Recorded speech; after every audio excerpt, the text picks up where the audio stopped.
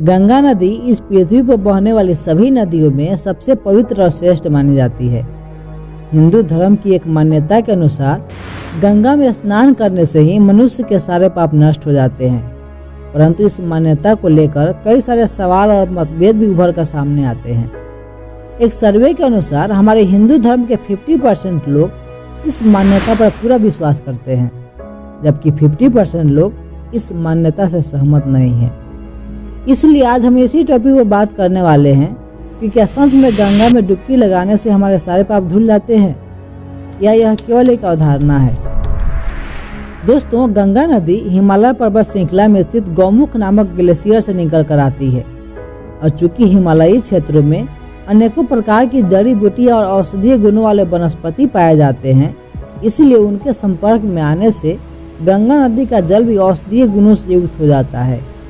वैज्ञानिक शोधों में यह पाया गया है कि गंगा नदी के पानी में बैक्टीरियाफोज नामक जीवाणु होते हैं जो पानी में मौजूद हानिकारक बैक्टीरिया को मार देते हैं। इसलिए गंगा नदी का पानी यानी गंगा जल कभी खराब नहीं होता।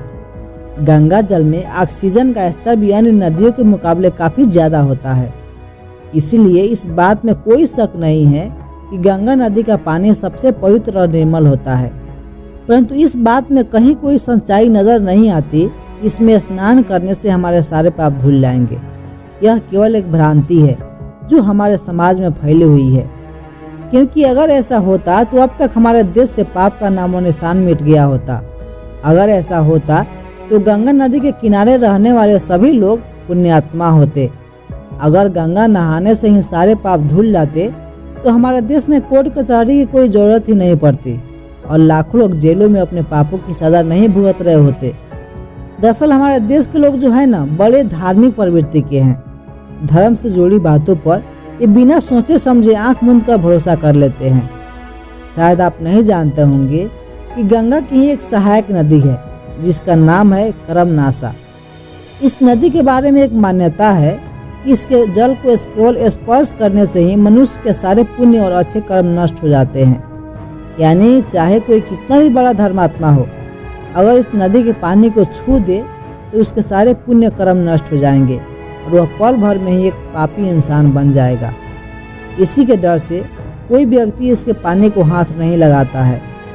और सबसे दिलचस्प बात यह है कि यही नदी अंत में जाकर गंगा में मिल जाती है, जिसके पानी में लोग अपने पाप धोने के लिए डुबकी लगाते हैं। परंतु शुक्र है कि ये सब केवल मान्यताएं ही हैं, अन्यथा कर्म फल के सिद्धांत का कोई महत्व ही नहीं रहता और सृष्टि की पूरी व्यवस्था ही बिगड़ जाती। भगवत गीता में साफ लिखा है, यह स्वमेव भक्तव्यम कीर्तम कर्म शुभाशुभम, अर्थात मनुष्य जो कुछ अच्छा या बुरा कार्य करता है उसका फल उसे भोगना ही पड़ता है। मनुष्य तो क्या, स्वयं भगवान भी प्रकृति के इस नियम से परे नहीं है।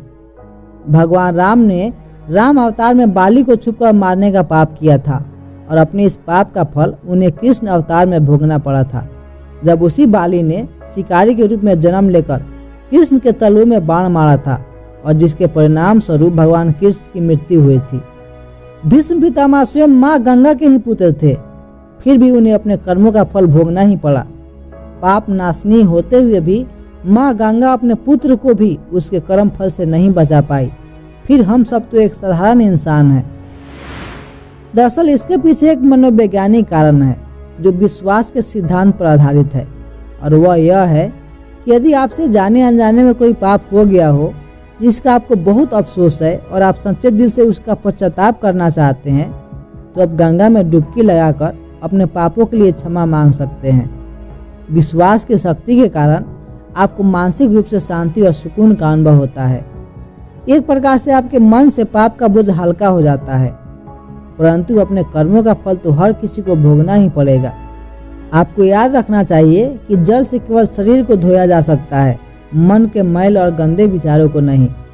अगर आप ये सोचते हैं कि केवल गंगा में डुबकी लगा लेने से ही आपके सारे पाप धुल जाएंगे, तो ये आपकी भूल है, क्योंकि हमारे शास्त्रों में भी लिखा गया है कि अद्भिर्गत्राणि शुद्धयन्ति मनः शुद्धेन शुद्धयन्ति, अर्थात जल से केवल शरीर की शुद्धि होती है और सत्य आचरण से मन शुद्ध होता है। गंगा स्नान की इस मान्यता के पीछे एक कारण ये भी हो सकता है कि गंगा जल में अद्भुत औषधीय गुण होते हैं, जिसके कारण इसे पीने या इसमें स्नान करने से कई प्रकार की बीमारियां ठीक हो जाती है। और चूंकि प्राचीन काल में बीमारियों को पापों का फल कहा जाता था, शायद इसलिए गंगा स्नान की मान्यता प्रचलित हो गई। परंतु इस समय तो हमारी गंगा माता खुद प्रदूषण से गुजर रही है।